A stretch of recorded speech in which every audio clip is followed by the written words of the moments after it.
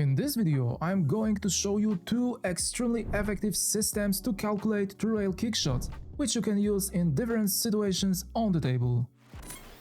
I will explain all important things and effects to help you understand how these systems work and when you can use them.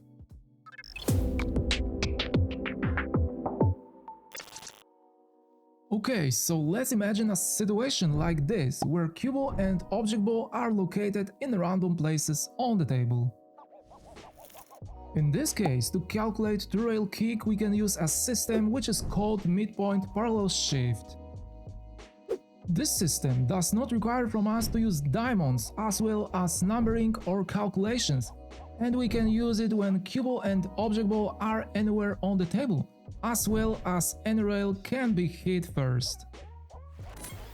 First of all, we need to find a midpoint between cue ball and object ball, and then visualize a straight line from this point to the center of the pocket. In the next step, you need to parallel shift this line to the cue ball, and this action gives you the required line of aim and indicate a point on the rail's edge where you need to hit the cue ball. What is very important to note, we need to roll the cue ball and apply a bit of running spin, because if we hit it too hard or apply other spin, then we will not be able to make a contact with object ball. And this system works exactly the same if we reverse position of balls, but this time we need to hit short rail first and use bit of right spin. What is extremely important to note, you need to make parallel shift carefully, because each small mistake can cause wrong aiming point on the rail.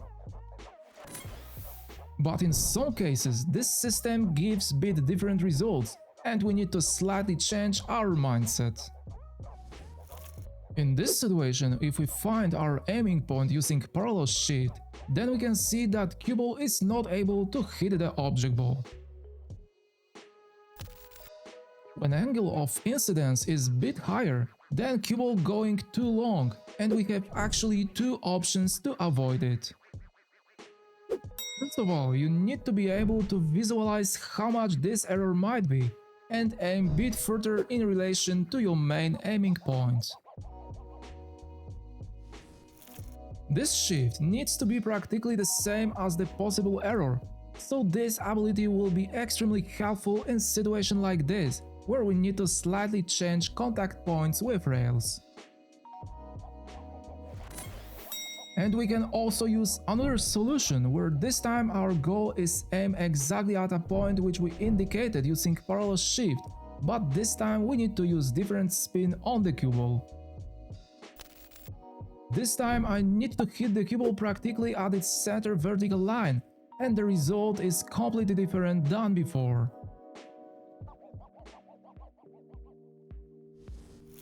And if we try to increase the angle much more, then this effect is still visible, because cue ball going again very long. But this time topspin is not enough to hit object ball, and we are forced to use bit of right spin to change angle of reflection. So as you can see, being able to predict all effects is extremely important when using parallel shift system to execute true rail kick shots. Okay, but sometimes object ball is very close to the corner pocket, and in this particular case, we can use another more complicated system, which is called +2 rail kicking system. In this specific scenario, the first thing we need to do is number our short rail where we are hitting the cue ball, and we need to start from this corner pocket where is number 1. In the next step, we are going half diamond along this short rail, and there is number 2. And consequently another half of diamond, and there is number 3. So going forward we have numbers 4, 5, 6 and 7. Okay, so after this step, we need to number each diamond on the long rail where is placed our object ball, but this time we need to start from current position of object ball, and there is number 0. Going forward one diamond, we have number 1.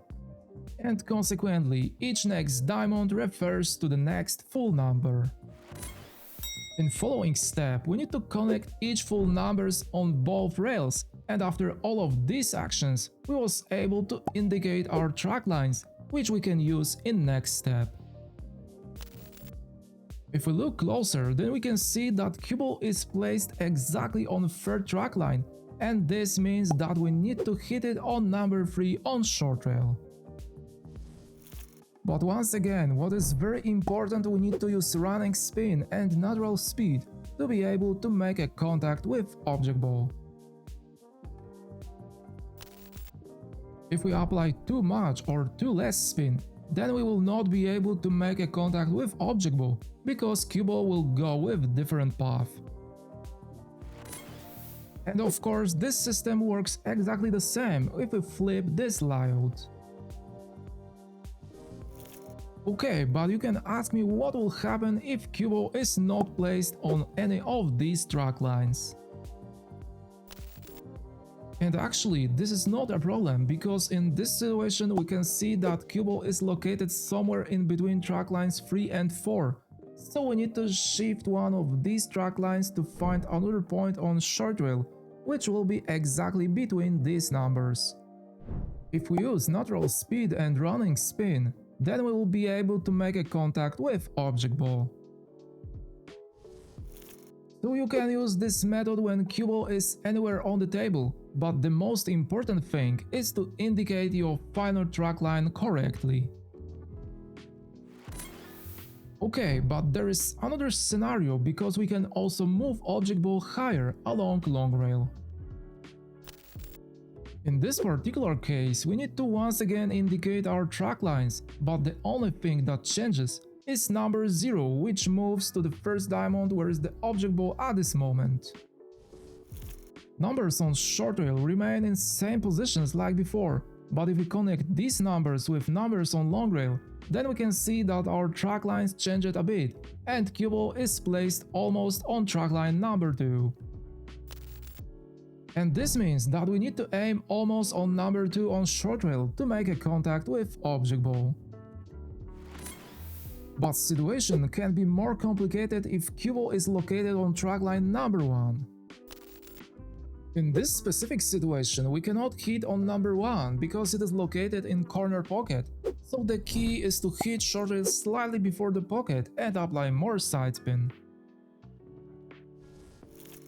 This opens possibility to make a contact with object ball, because if you use same spin like before, then cue ball going too long and hit short rail first. Okay, but there is one more scenario which I need to mention, because we can also move object ball 1 diamond away, but this time along short rail. In this specific situation, we need to once again indicate our track lines, but counting diamonds looks a bit different than before. Numbers on short rail once again remain in same places, and number 0 once again is in the same place where is the object ball. But in the next step we need to go half diamond along short rail, and there is number 1. In point where is corner pocket we have number 2, and if we go around this pocket, then each full diamond refers to the next full number. And once again, we need to connect all of these numbers to indicate our new track lines, and this time we can see that cue ball is placed somewhere in between track lines 4 and 5. So once again, we need to shift our cue to indicate our final track line, to find correct aiming point, and using natural speed and running spin, we are able to make a contact with object ball. That's all for today, and I hope you enjoyed this video, but above all, you found it helpful. If you like my content and what I am doing here, then please consider leaving a thumbs up for me, as well as subscribe to my channel, because then you'll never miss videos like this. Thank you so much for watching, and well, see you in the next video. Take care.